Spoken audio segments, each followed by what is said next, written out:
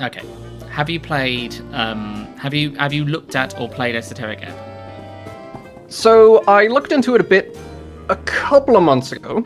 Trying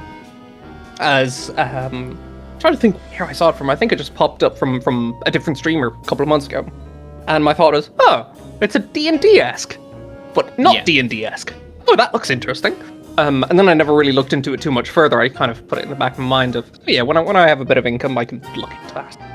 And then, of course, I, moderated on Twitch TV.Cass Morgause, who seemed to be having a bit of a time with it.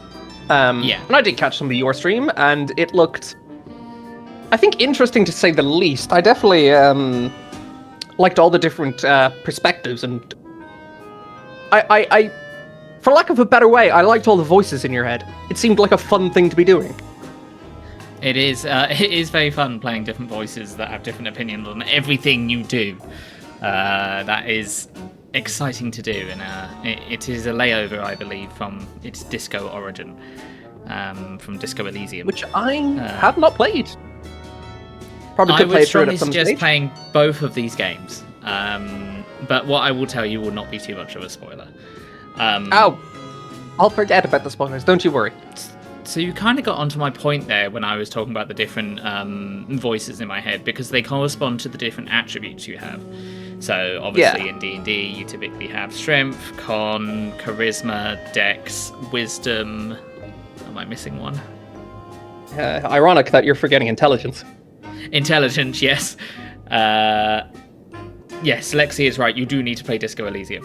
That is 100%. I absolutely think I will. I know I don't have it up on my schedule, but on Fridays I'm going to plan to play kind of story-like games. And I think the first one I'm going to be playing is Star Citizen, but I'll pencil in Disco Elysium as well, because it's been a while since I've kind of got to play a lot of the really enjoyable kind of single-player games that are very, very slow and story-heavy. I've mostly just been focusing on playing multiplayer stuff with friends for the last couple of years, so it'll be nice to take the pace and, having voices in my head of just a normal Tuesday night. For me, it'll be normal Friday night, but yes, voices in our head sounds like a lovely average night. Sorry, you were saying. So the interesting thing is that all the voices have different personalities. So Strength has the personality of being... Okay, it's also political, so if you don't like politics, you might want to not listen. But it's very political. Strength is very the typical ideas of what people think masculinity is, which is strength, funnily enough, kind of impressing women, domination, not necessarily being obsessed, not necessarily like chasing women or being obsessed with women. I would say more like not being interested in women because you know better than them. There is that kind of sexist kind of overtone. I was going to say, misogyny, hello. They do kind of veer into misogyny, but in an interesting way, because the opposite of strength is wisdom, which takes the feminine side. I would debatably say that wisdom is also kind of sexist, but I will get back to that point. So strength is corresponding with the kind of authoritarian nationalist side of politics. Intelligence is facetious information that you might not necessarily need. For instance, when I was having a conversation with someone, they brought up a mimic, and they were bringing it up in the concept of mimicry, as in something mimicking something else. So intelligence chimed in and told me, oh, a mimic is a monstrosity. And I was like, that's not the context of which that came up, though, is it? What? But you don't want to hear me ranting about how amazing mimics are for the next 5 minutes? It's a special interest of mine. Please tell me you want to listen to me about it. That's kind of how intelligence feels. Is it kind of hyperfixates on any part of a conversation. It can get some information out, and it will tell you everything under the sun. It is like an encyclopedia. Wisdom is empathy, femininity, perception. So it still kind of falls along the same kind of ideas of D&D as well. So strength would be like athletics and stuff. Intelligence would be like arcana and knowledge of that. But wisdom was also your understanding of the... I want to say religion, but I'm not quite sure on that because I need to get more into the game. But understanding of the esoteric. Hence the name Esoteric Ebb. Now, the esoteric in the weird and less common, or more trending towards the eldritch and unknowable side of esoteric? Unclear. Oh, mighty interesting. Unclear if it's just sort of like, okay, good, interesting comparison here. It's like understanding the Force. The Force is inside all living beings. The Force is everywhere. The Force has a will, and the Force does as it wants. Good versus evil constantly. As if there was a malevolent force controlling everything. That's kind of what your understanding of wisdom and the esoteric is, of the things that bind us and push us towards certain directions, or how this magical beam works. Even then, it's still very vague and flowery language. You said malevolent. Is it specifically a malevolent force within Esoteric Ebb? Unclear. Got it. That's why it's difficult to explain, because I haven't actually got into that yet, and I think I might complete the game and still not understand it. It does look like the kind of game that you could play through it several different times. Like, I know, jumping a bit ahead, and we'll get to the others, when you were looking through the different stats and kind of the corresponding associations with them, and you mentioned kind of wisdom, one of the intriguing things for me, I think, was constitution, but also charisma, were actually flagged as quite apolitical. And they were flagged to have this more focus on self. Now, I think charisma was more focused on, look at me, I'm great, and nearly, I think I described it as, oh, that's the cult leader one. That sounds like fun. But constitution Charisma's on its flavor own text specifically came up with the idea of they will do anything as long as they are loved. It is the constant and insatiable desire to be loved at all times by everyone. Which, I think when I was watching your stream, I did tune in and out, but when it was hovering over that, those two, both from the D&D angle of constitution and charisma being very much the paladin stats, and that was very funny, but also the idea of an apolitical character that tries to please everyone for the sake of being cared about, being loved, being adored, sounds like such a fascinating character to have in a political standpoint, and clearly someone set up for failure in some regard. So you have someone who's, as we've said, obsessed with this idea of being cared about by those around. So they're going to want to go out of their way to please everyone. But in such a script like I've witnessed through Esoteric Ebb so far, considering all the different political parties or even people in their political alignments, how often they clash and how viscerally they clash as well, the apolitical status, while also trending to try and please everyone, i.e. going in their political direction, is clearly going to be a absolutely beautiful mess. And I do think if I do play Esoteric Ebb, that will be my first way to play the game, because it does. I think that would be a really interesting way of playing it, because that is something Disco did not kind of give you. Yeah, Disco made you choose. I don't know if Esoteric Ebb will. I think it just allows you, like, Disco kind of led you to have to take a political opinion. And by not having a political opinion, it would have judgment on you. And Esoteric Ebb may have that same vibe. To be fair, it criticises all politics within Disco, including the left-leaning politics that it kind of endorses. No. Thank you for the guild invite, but no. I lost my train of thought there. But yeah, I'm really interested to see how it plays out and stuff. Also, before I lose track of it, because I'll forget it otherwise, wisdom is assigned to the kind of the communist / left leaning side of things, which I thought was really interesting. I will say, I'm sure with femininity as well, which was an interesting comparison to make. So I'm sure there's absolutely zero political commentary on wisdom being the stat that is about femininity, collaboration, community, and communism, whereas strength and masculinity is about authoritarianism and nationalism. Certainly no political conversation to be had there whatsoever. Oh, yeah. No, there's 100% a definite conversation to be had there, yes. I picked up on the sarcasm.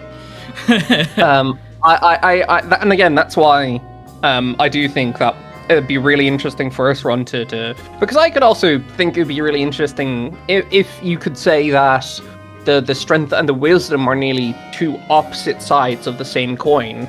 In the same vein that maybe constitution and charisma might end up being just speaking towards the voice, their characteristics, and what they assign to you as once. Being both strong and wise in Esoteric Ebb does sound like would be quite interesting because again, it's that that's deeply accidentally contrasting. the way I've gone down. Like my strength stat isn't high, but I haven't necessarily disagreed with strength, and I've accidentally chosen options that correspond with strength quite a lot.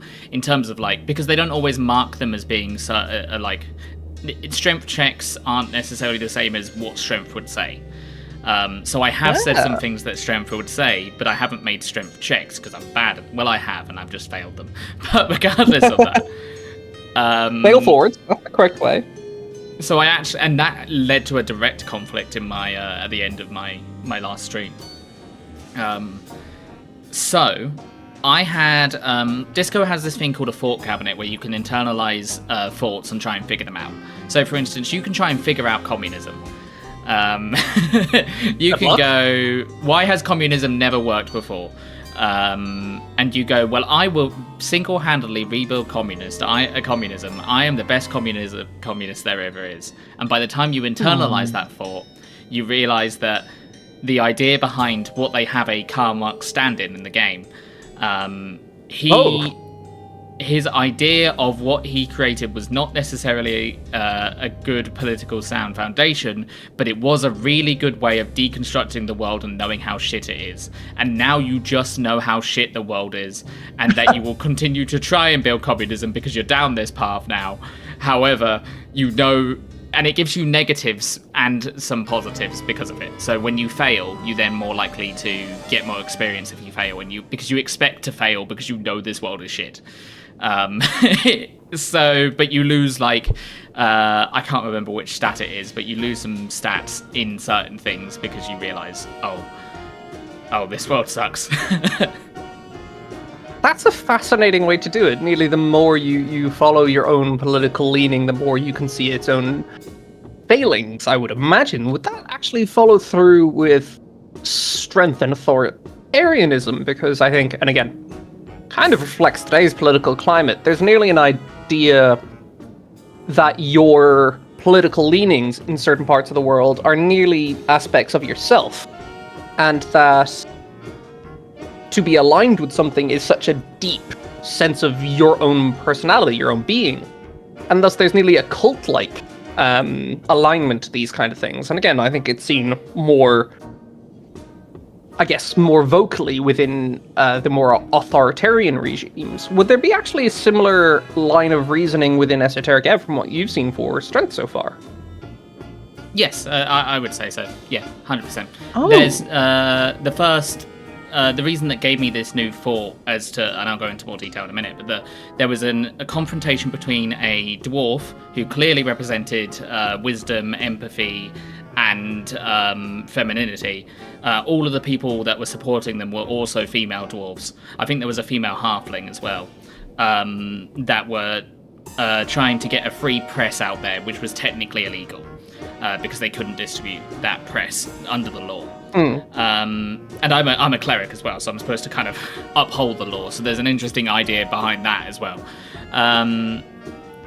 But and the opposite of that was a blonde-haired white man with blue eyes, surrounded by other humans that were trying to stop this press from being put into people's doors, basically put into their mailboxes, and they were taking them out and stealing the press from them, which is also illegal. Both of those two things were illegal.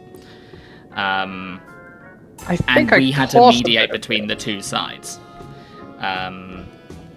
And then what led to that was I then started to internalize a thought between, do I embrace my femininity and suddenly realize the problems of my gender? Because I believe you are male in that game.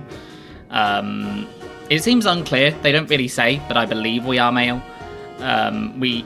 The idea is that you have to question your gender by being male in the first place to have the idea of understanding gender. which is an interesting point within it itself. I think. I was going to say I wonder if it would be that's the a same if it was a female protagonist. familiar line of thought.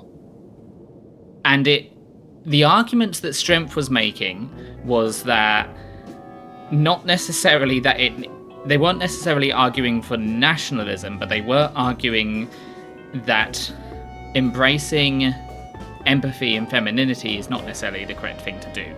That being a man, there is nothing intrinsically wrong with being a man. And that we shouldn't have shame for that. And, the reason why people go towards nationalism is because, white 20-year-olds feel like they're getting nothing from the world. My answer to that, obviously, is the world is shit, and yes, they aren't necessarily getting what they want. They can't buy houses. This is very relevant today, funnily enough. But I realize you're in the club. We're all in this shit show together. Yeah, that's the thing. My answer would be we're all in this shit together. Let's work together to try and make something better. Let's not try and become the dominant force. And, we should work together. We should be egalitarian. And actually, on that note, something that very much comes to mind, and I think it's quite important, is even within that, like, everyone will have their own very unique and very different experiences, because the experience of, a 20-something-year-old white man versus, let's say, an immigrant from Asia moving into the Americas or the Europes is going to have trouble. I think actually probably more akin at the moment to be like what we've seen over the last decade at this point with Syrian refugees. Well, it's going to be something that's seen as majorly in conflict. But reasonably speaking, yeah, we are in the same ship, but we're in different boats. Yeah. We're all in different boats. We all have our same problem, or we all have similar problems, but they're all uniquely different. The experience we have to go through to get to them. But we're all in the same storm. We're all in the same shit show in some way, shape, or form. And I think that so much of... And again, it's why I look forward to playing Esoteric Ebb at some stage. It's so much of the noise of it all gets lost in the fact that, congratulations, we're actually in this one storm together. Everyone's just fighting to have a plank of wood to hold on to. Yeah, I agree with that and entirely, yeah. Especially D&D is a really good way of exploring those things as well, because you can do things that you can't do in real life. For instance, the idea behind like a benevolent monarch that lives forever, that can only do good. Like, how would that actually physically? How would that work in a world? And you can do that in D&D because we don't have undying monarchs in real life because they die. So a good thing at that, insofar. So far, history has told us that, yes. I know in some of my own writing and world building that I'm doing for D&D, one of the countries is the seat of a elven empire that is, while not entirely nationalist, it did originally have a nationalist foundation. It exists and has 5 major noble houses that make up 1% of the population, and they have a emperor over all of this. Yet, the goal of all these people, despite being the 1%, despite being the most wealthy and the most powerful and by far the most influential, is, in fact, to look after the 99%. And these are things that history has taught us to be deeply wary of, that when power is consolidated and when there's no checks and balances in order, it leads to authoritarianism, it leads to regimes that abuse the power that they have, and ultimately leads to a massive class divide where there's the majority of the people are deeply impoverished. So I look forward to exploring that with perhaps a failing group of people, but a genuine group of people looking to trying to make better on the world with this power that they have, despite the common connotations of all of that. Yeah, and I think D&D is a great way of showing that, and that's why I think Esoteric Ebb is great, because it can do that now, whereas Disco kind of did that. Yeah, it still lived in a level of foundation within the real world. So I'm just going to reply to some messages in the chat. Always the best way to start off a stream is by saying a bunch of political stuff. Damn right. If you don't necessarily want to see this, we'll be moving to the game in a little bit. But I will probably talk more In general, I don't mind talking about these topics as long as we're all polite and nice about it and respect each other's opinion. And, the chat will still apply. Don't be an arsehole. But, yeah. They apply to us as well. But I also do want to point out, we are playing Star Wars. This is kind of a political game. Like, Star Wars in its whole existence is political. Yeah. And I think that's not just, it's part of its identity. I think, without meaning to entirely tangent, the best Star Wars media that most people will agree on in recent times is Andor, which is deeply political. So. Oh yeah. I don't know. I love Andor. Maybe I love Andor. Maybe we're in the right place. Andor did a great thing by bringing Kreia and putting it into another character and calling them something else, and that's what I loved about it. Yes, reusing Star Wars: The Old Republic, the best timeline, to make a modern timeline good. Now all we need is Revan and everything else, and suddenly things might work out in our favor. I have yet to die, so I'm undying. Well, that is true. You are yet to die, but the undying moniker might go when you die. So I'd hesitate giving yourself that moniker if you're not absolutely sure you can't live forever. But on the contrary, I will also say on the contrary to that thing, you can call yourself undying, because the only time you have to worry about that is after you die, and then realistically you don't need to worry about it anymore. So is there anything so bad about calling yourself undying? I mean, yeah. Logic's flawless. Aside from when you die. But yeah. Yeah, exactly. Flawless logic. Definitely no problems there. Hey B, thanks for popping into chat.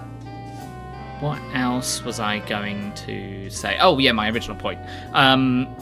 Interestingly, the opposite of that was wisdom going for the feminine point of view, and the ultimate point of them was you suddenly understand gender. Like, that was the ultimate thought process, was you either live in your stubbornness or you certainly understand gender and your role in it.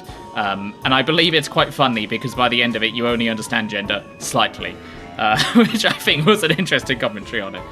I think that's also a fairly accurate commentary. It's neither like a fundamental point of identity is not something that can be solved in a 20-minute conversation. Yeah, it's not a 20-minute conversation you can have with your own thoughts as well. But the interesting thing was wisdom was presenting it as if it was egalitarian, and I don't think I agreed. So I was left in a difficult point of not agreeing with either point, but having to choose between. So wisdom was saying that we want to live in an egalitarian world, but by and I think this is true in real life, but correct me if I'm wrong, their point was men end up in prison more. Men are more likely to be violent. Men are more likely to do crimes. Statistically speaking, they are more likely to. And I don't think that's necessarily a good point to justify egalitarianism. I would agree. I think that the way it was presenting was more veering on the logic behind certain feminist groups like TERFs, where they interesting ascribe gender as being only in certain people that are allowed to be of that gender, and then looking down on men as well. Nearly a retaliatory movement rather than a progressive movement. It's nearly anti-patriarchal instead of progressive. It's the idea of... Yes, that's a good way of describing it. Yes, that's a better way than I could have described it. Because we're talking politics. We might as well continue. We're neck deep. We might as well plunge. One of the things that I will say, particularly towards the anti-patriarchal side of things, and how it does split, I'd say one big thing comes into it, which you were speaking about gender, and specifically around gender identity, and how only certain people can have a certain gender identity be ascribed.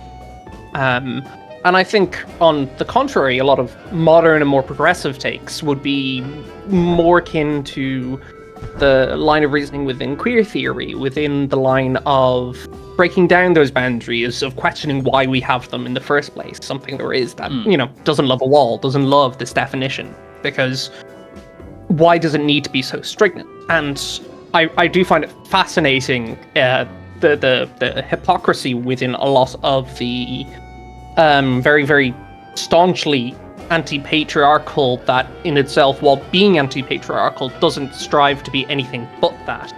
Because then you see them being critical of all these historical failings as we've seen them throughout history, which I would strongly agree with. Like an almost monogendered culture when it comes to power structures is inherently a failing. Whereas then there's nearly, okay, cool, we're recognizing this, we're saying this is bad, but then also in turn imposing the same failings on themselves without even realizing.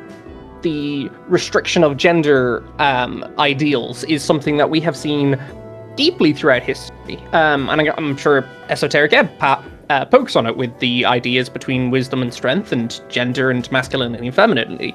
Because there was always a take on what does it mean to be a man throughout history, and a lot of that was unhealthy and was very toxic and did build towards, a more patriarchal society, but also tried to trap people into it. Because if you weren't part of it, you were ousted from it.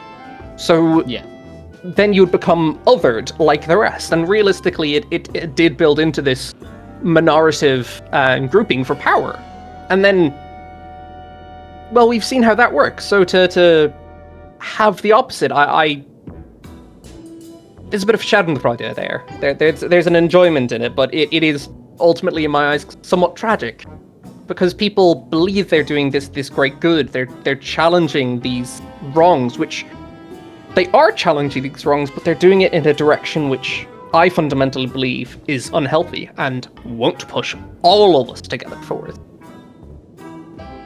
I agree. The centralist dilemma. And that's ultimately that's kind of the same sort of conclusions I came to. I ended up choosing wisdom. I ended up going down the understanding gender path. Mainly because I did it for roleplay reasons as well. My cleric is trying to be the best cleric they can by being as empathetic as they can. So that felt like the natural kind of area to go down. Also, it gave me mechanical boosts.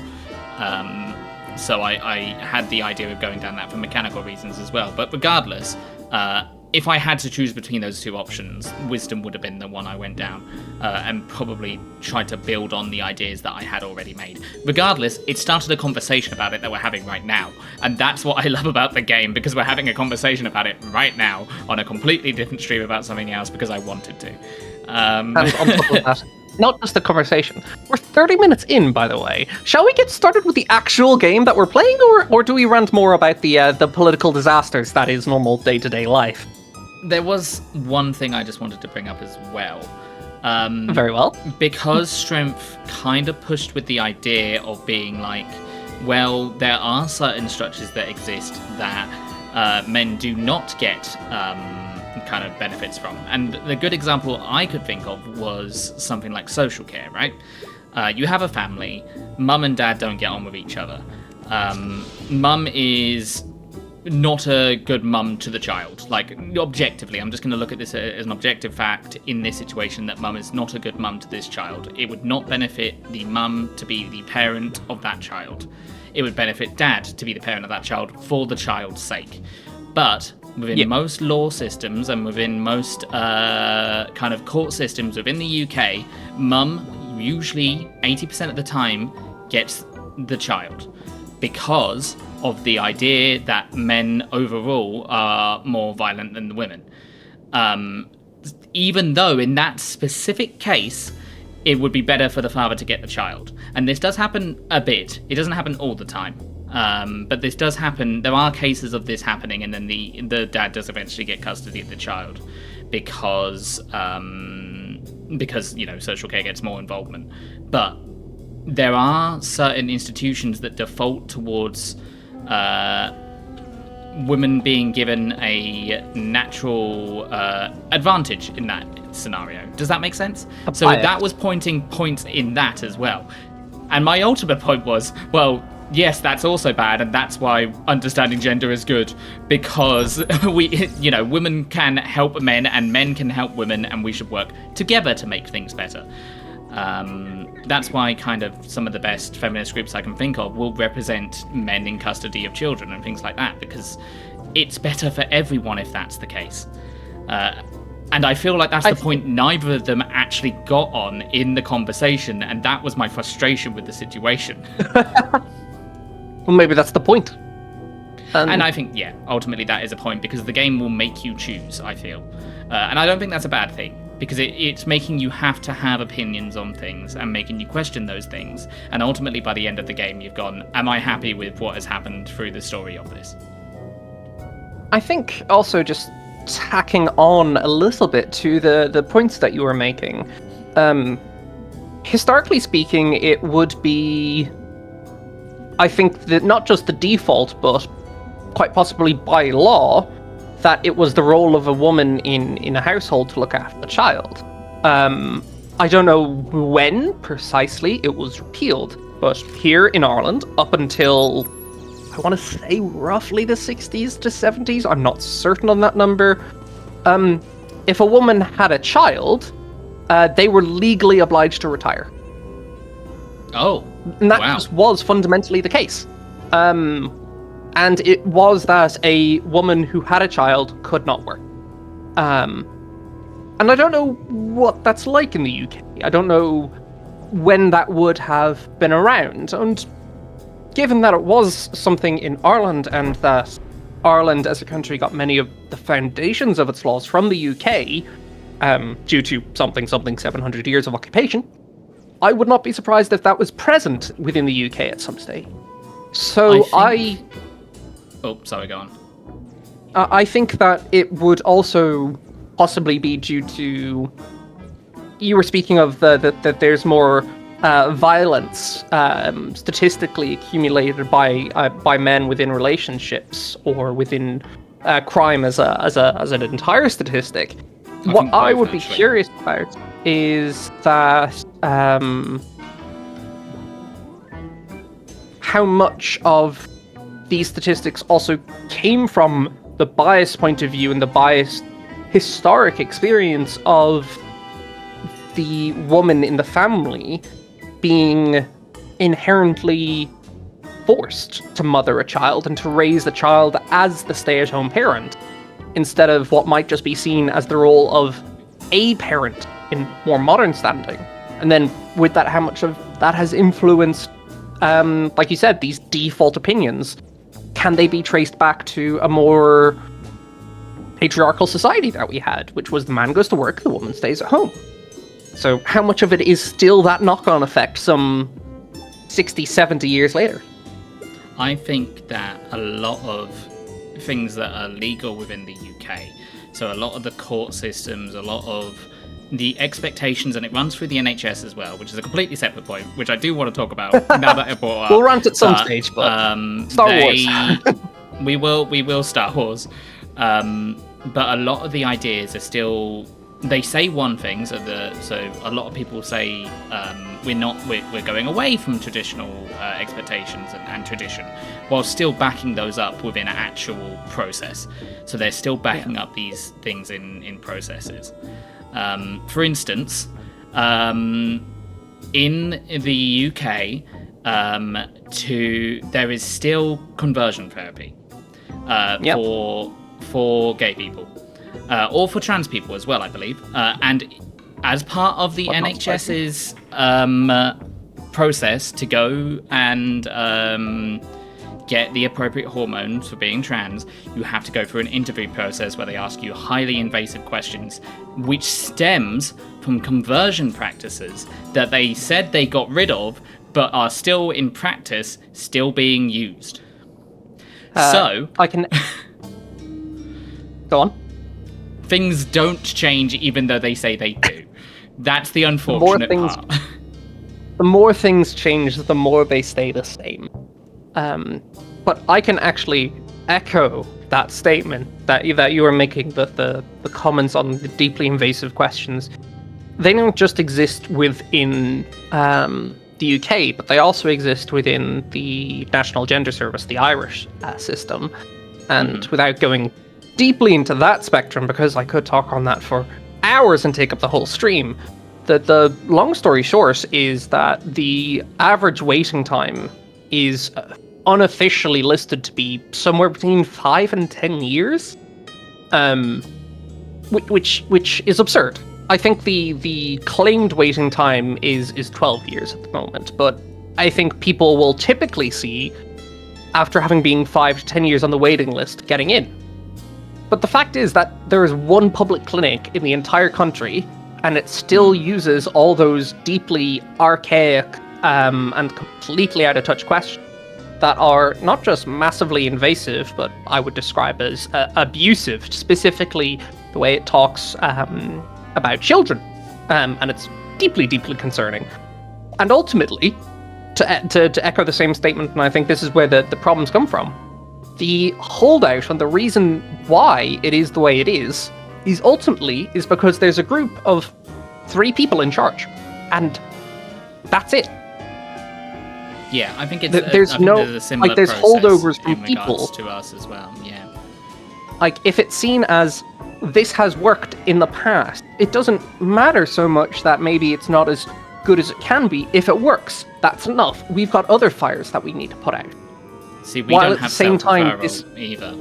So we don't have not self-referral, it's illegal for you to go ahead and get hormones yourself. It's the one thing America doesn't do. In America, you can just go get hormones yourself, apparently.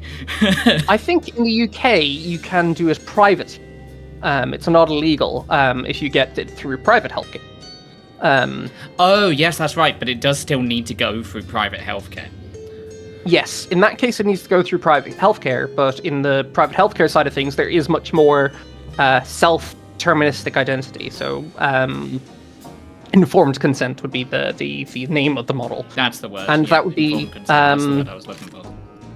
And that's quoting my little bit of knowledge. It's the World Health Organization, and it's the Transgender World WPATH, World Pathological Association for Transgender Healthcare. The standards for the both of them, and pretty much everywhere in Europe ignores it. Publicly, private's a little bit better, but when private healthcare is your solution to things, we only need look over the ocean to the west to see how well and poorly that can go. Which, again, like you said, funnily enough, for trans healthcare, isn't terrible over there. Societal side of things, that's a whole different basket. I know the Scandies are pretty good with this sort of stuff. I would prefer to be on that one, but otherwise, I'm pretty sure the Scandies are a little bit better in regards to that sort of thing. Yes, I would say a little better. I wouldn't say deeply better, but I will also say the bar is pretty much on the floor. Yeah, that's true. So, I also just do want to acknowledge chat quickly. Thank you for listening to all of our talking about politics and healthcare and everything. It's been lovely to have you. Shall we Star Wars? Is there anything else you want to talk about? No. I'm happy to Star Wars now. I'll just say that this will go on to a separate video onto YouTube that will be part of the Esoteric Ebb playlist. It's just something I popped in and I wanted to talk about anyway, and I'm going to talk about it on my next Esoteric Ebb stream anyway. But it was just something that popped into my head and I wanted your thoughts on. Well, I get the feeling that there's going to be quite a lot of these over the next few weeks and months. Oh god, yeah, 100%. I look forward to it. To be honest, we probably will have some topics we will bring up in relation to this, because like we said, Star Wars is political, and Star Wars does say things about the world around us. I don't know how much this game does, but I'm sure it will. I think it does at times. Actually, there's we'll see this a little bit today. Just a little fragment of it. Well, we are dealing with a slave uprising here, so without a doubt, this is in some way political. Funnily enough, that's not what I was referring to, but yes, I do remember. We have to go kill some slaves. We are definitely not bad people. Cool, let's go be evil.